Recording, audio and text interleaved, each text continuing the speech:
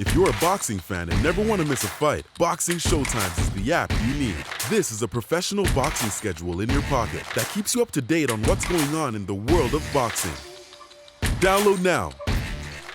Alright people, midweek report time. So, a lot to talk about, a lot to preview, but a lot of kind of, how would I describe them? Lesser spotted stories have been breaking over the last couple of days. Now, I've heard a few rumours of potential fights/exhibitions, which I hope are not true. One of them is Tommy Fury, Roy Jones. Yes, Roy Jones Jr., Tommy Fury, yes, that. Someone posted, I think it was in the Element group, a kind of little, it was a rumour mill, but good Lord, please don't let that be true. Please don't let that be true. Right? I'm starting off with that of all things, but seriously, don't let that be true. Now, going back to a couple of days ago, Anthony Joshua and Deontay Wilder, they were interviewed for a boxing scene interview. Well, Deontay Wilder was interviewed and Anthony Joshua clapped back. He gave his interview with The Sun, where Wilder was basically saying, I'm paraphrasing, but Joshua wasn't born a champion, he was made a champion. And if he had the opportunities that Joshua had, he would have already been undisputed champion. Joshua obviously clapped back and said, who the F is he? He's a boxer, not a psychologist. The boy had 50 fights and fought Gavin in his 30-something fight. He fought him in his 12th fight. Now, I did a video on that where I decided to compare resumes. A lot of people really like that. And I have to say, they're some of my favourite videos to do. The WTF videos. They're just very time consuming. That wasn't a WTF video, by the way. But they're very time consuming. Well, with editing and you're reading through the resume. They can take up to an hour, those videos, just to record them, much less the rest of the work. So I was thinking of doing another one on Wilder. Because the old one was a bit crap. The same way with the David Price one. I wouldn't even mind re-recording the David Price WTF video again. Because that was really one that kind of got the ball rolling on the channel a bit. Because people love that one. And I was thinking, you know what, it's been 3 years. Obviously, he's not done anything in those 3 years. But I was thinking, well, should I re-record it? A little bit better quality, a little bit better everything. And just redo the Price and the Wilder ones. Who knows, maybe at Christmas. I was thinking of doing a few at Christmas. And then I realised how busy we'd be on here with everything that's happening. But going back to what Joshua was saying about Wilder. Look, Deontay Wilder, he may very well be one of the most delusional fighters I've ever seen in the sport of boxing, because this guy still thinks Tyson Fury cheated in all 3 fights. And bear in mind, the narrative that he cheated in the first fight only came out after the second fight, when people were trying to claim that the gloves he used in the second fight were, tampered with, and they were using images of the first fight. And then they had to go and backtrack and say, yeah, you cheated in the first fight too. It's like, what, a year and a bit later, you're only realising that now? Or you're only claiming that now? Unbelievable. And of course, Wilder believed all that and still does. In one sense, that's kind of why you would say that Wilder is, with Joshua's feet are more on the ground.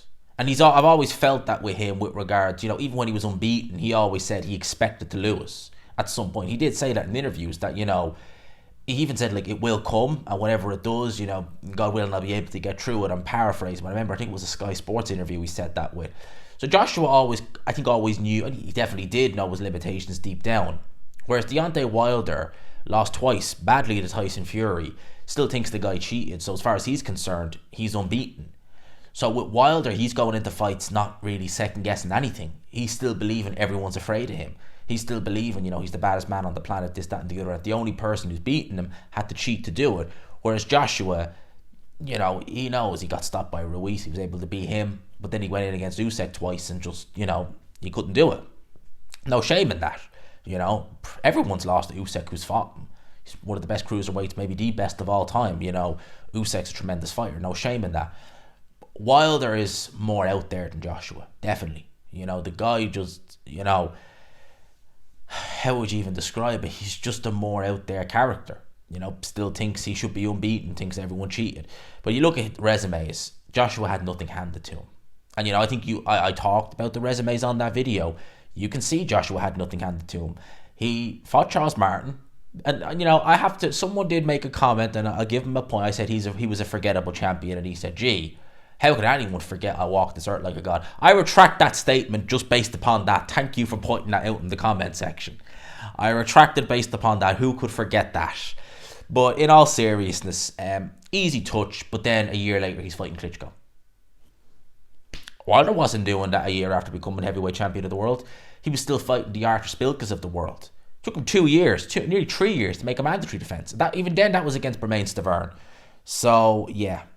Wilder saying, Joshua this had everything handed to him. He definitely did not. Just no. In terms of other news, Ryan Garcia has insisted he's targeting the rematch with Gervonta Davis. He says, I want a rematch at the right weight. He knows it wasn't who I was. He knows it wasn't who I really was. I'm way better than that, and I'm way better than him. I don't care if he beat me. I'm better than him. Give me a rematch, and I'll beat him. Right. Look, it's a good way to be in one sense, in the sense of, you're kind of going in saying, do you know what? I believe I can beat him again, stuff like that. But I don't think Ryan at his best, even if it's at the right weight, he's any match for Tank Davis. I don't think he is, personally. I don't think he's any match whatsoever for Gervonta Tank Davis. And that fight that he had back in April, he was completely, different level. Garcia is a good fighter, but that was a different level. In terms of Garcia's next fight, on the undercard is O'Hara Davis. Now, he's fighting Ishmael Barrosa for a vacant title. No, sorry, correction. Not for a vacant title, the interim title. Rowley is still champion. I suspect Golden Boy are looking to, because he's with Golden Boy, I'm suspecting they're looking to do Ryan versus O'Hara. Maybe for the interim, potentially full title, but that's the road they're looking to go down. Doesn't look like maybe they'll use that as a negotiating tool to get the Tank rematch, 140, but that's the road they're looking to go down now. Tyson Fury, this is with Frank Warren on the MMA Fighting Network, or channel, sorry, that Fury said he wants a rematch with Francis Ngannou, according to Frank Warren, who believes there's a good chance that it happens in 2024. Small matter, Alexander Usik, you got to get by him first, and even if you get by him in the first fight, there's a rematch. So, don't go planning ahead. That's what I will say. You got to get rid of Alexander Usik first before you get planning ahead. Vice versa, Alexander Usik, if he starts talking about Wilder, Joshua, etc., you got to get by Fury first. You got to get by Usik first. Then you can plan ahead. Don't be planning ahead now, because that right there, just even talking about another fight other than Usik, it puts a bit of doubt in people's minds when you're like, why are you talking about someone else when you're fighting? Focus on Alexander Usik. And if you're not focused on him, right, then you are setting yourself up for a loss. Because then I'll give you a good example. And I used this example before. I used it several times. Dillian White against Alexander Povetkin. Going into that fight, the first fight, was he mentioning Povetkin? Was he talking about Povetkin? Nope. Fury, WBC, Fury, WBC. Fight night against Povetkin, knocked out in 5 rounds. Focus on your opponent. Worry about that later. Get by who is in front of you first, and then worry about what you're going to do after. But focus on your opponent. And I'd say the same for Alexander Usik too. Focus on Tyson Fury, and Fury focus on Alexander Usik. That's the fight that's happening. That's the fight we want. Focus on the opponent. Now, Jamel Charlo has now vacated his IBF title. So I'm not even going to try and pronounce his name. I'm sorry. I'm just not going to do it. I'm not even going to go there. Versus Jack Kulkai. Jack Kulkai fought Demetrius Andrade several years ago in Germany. Yeah, it was in Germany several years ago. Likely to be ordered for the vacant title. Charlo was previously stripped of the WBO, but remains WBA and WBC champion. It's nearly always the case, isn't it, that the IBF and WBO, who are the two sanctioning bodies with a bit of integrity, they still do head-scratching things. They really do. But at least they tend to at least try and abide by the rules as best they can, their own rules. Whereas the WBA and especially the WBC, they just, the WBC is run like an absolute monarchy. It really is. It has rules that Sullivan can break whenever he chooses, or maneuver that he can absolute whenever he chooses. That's what that is. Dave Morrell will defend his WBA regular title against Sana Agbeko. I think I've done well there. On December the 16th in Minnesota. Is that the last show that Showtime will be doing? Dave Morrell. Now, Dave Morrell, we rate him quite highly. He's a very, very good fighter. It's going to be interesting to see how his career pans out. It really will. Now, Eddie Hearn spoke about influencer boxing as well this week. And he's made some very good points. And I will, I echo what he's saying here. And this is what he's saying. He says, a lot of fighters speak negatively about it. It's not fair. I've been training my whole life tough you know what, it's very fair. They built the following, they built the fan base to do what they want. They chose boxing. And I also want to add as well that they're doing their standalone shows, right? They're not on a major card, It's not like you have, when it started, Billy Joe Saunders and Devin Haney on the undercard of, I can't remember who it was, Jake Paul or Logan Paul, one of them fought, I think anyway. It's not like that. Now they're doing their own thing on completely separate cards. They're doing their Misfits thing. It's there if you want to watch it. If you don't want to watch it and you don't like it, just simply don't watch it, And Eddie Hearn is saying that they built it. Listen, they built that. They found a niche market where there's a demand for that. And at the end of the day, you look at anything, whether it be in the world of sports, whether it be in anything, you look at This Morning, right, which is a show that's been running on ITV for 40 odd years, thereabouts. When that was started, I believe Granada Studios were looking for some slots to fill, so they made a morning show and they got Richard and Judy, who were the original presenters This Morning, and they stuck that on. Not really thinking it would be what it would go on to become. I think that was, hitting in with, BBC peak time in terms of views This Morning, and obviously it's one of the biggest shows in the UK still now. It's probably seen better days, but it just blew up. And that was really just put in as a filler gap. I think Granada were in Liverpool at the time. Darts is another example. There was obviously I wasn't born in the 70s, obviously, but in the 70s, if you look at the history of darts, they done a show in the 70s called Indoor League, which is basically pub games. The host would even have a pint in his hand. It was a glorious time, the 70s, when you look back at it, really. But the host would have a pint in his hand, and they do games like pool, dominoes, stuff like that. Darts, they did that as well. Just pub games, and they showed it on TV. And darts was the one that really gained traction out of all of them, to the point where they started doing the News of the World tour. Well, they had been running previously, but it started gaining, mainstream attention. So they would show the News of the World. They had the World Masters, and then the BBC ended up saying, right, let's take some darts on and let's do a championship, which was in 1978. I think it was in Nottingham. And they did that. And it just, again, ballooned and ballooned and ballooned. But they didn't need to go and say, piggyback off other sports. It'd be like, you're at a football game, England are playing Argentina, hypothetically speaking, in the 70s. Half time comes, but we're going to stay on the pitch. We're not going to look at analysis and we're going to watch darts. Didn't need to do that. Just gradually came. And that's the way a lot of it does. And I think that the misfit stuff, look, it's not everyone's cup of tea. I watched the last card. Was I entertained? It was alright. It wasn't terrible. It wasn't great as well. They did a Danos fight. It was horrible. But, I watched it and I looked at it and I was like, I can see why certain people like it. I can see why, and I can see why it's gained a following. Has all these influencers, has all these, larger than life characters, and characters are in it as well, That's something you need to remember as well. So, long-winded one, but I agree with Eddie Hearn. At the end of the day, there are certain boxers, right, who just, they lack that character. Maybe they need to try and get it. Maybe they need to try and find it. Maybe then, who knows what will happen. And I think one of the things boxers are missing out on, a lot of them are, is YouTube. You could Carl Froch, look how good. Now, obviously he's retired, but I think that for a boxer, and maybe this is a bad example, but you look at someone like Tyen Boot, right? And yeah, Tyen Boot, a lot of his content lately over the last year has just been, what the hell. But if he'd have done the YouTube where he's, trolling a little bit, back when he used to do it in a funny way, and he'd have still been boxing, say he'd only had maybe one loss or something like that, he'd be getting bumped up onto major cards. Maybe not major cards, but he'd be getting a lot more traction.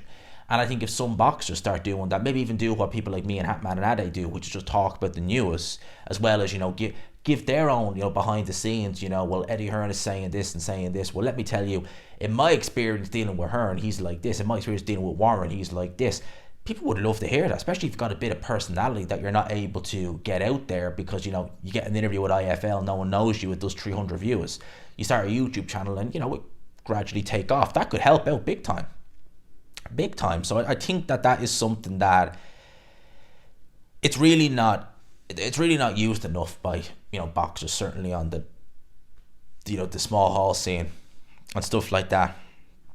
Conor Benn's opponent for his comeback fight has reportedly tested positive for a banned substance on a Nevada test taken around the time of his fight with Conor Benn. Has been temporarily suspended by the Florida Commission. You have to laugh at that. You really do. You know, Conor Benn failed 2 VADA tests, and then his opponent for his comeback fight fails one as well.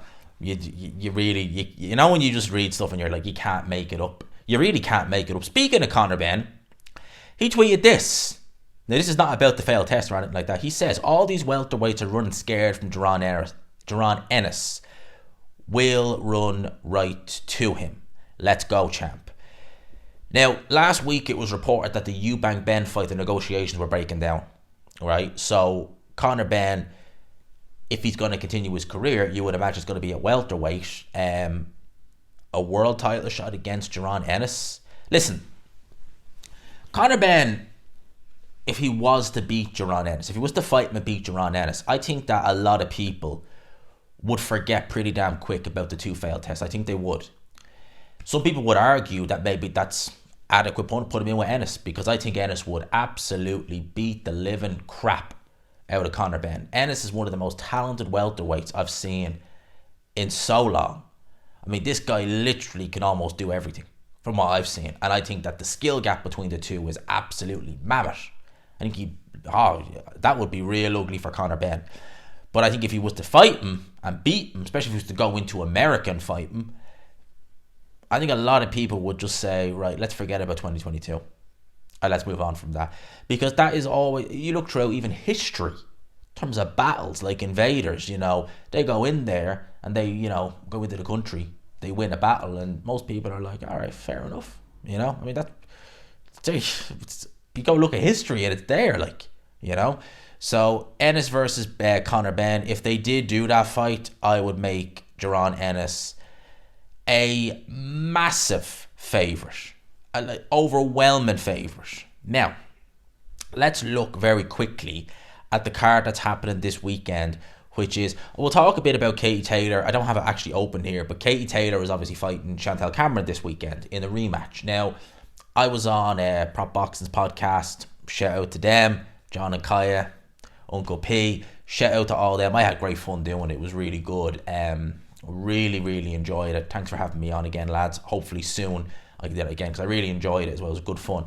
But we talked a bit about this fight, and I said, look, even in Ireland, you know, the week of the first fight, it was just nothing but, like, I don't watch TV. I certainly don't watch mainstream TV. I don't watch the news or anything like that. But obviously, if you go to the gym, which I do most evenings, the TVs are on. You're going to watch it. They'll have the news. They'll have something on. And, you know, you're sitting there. Obviously, there's no sound, but you're going to look at it because it's just in front of you.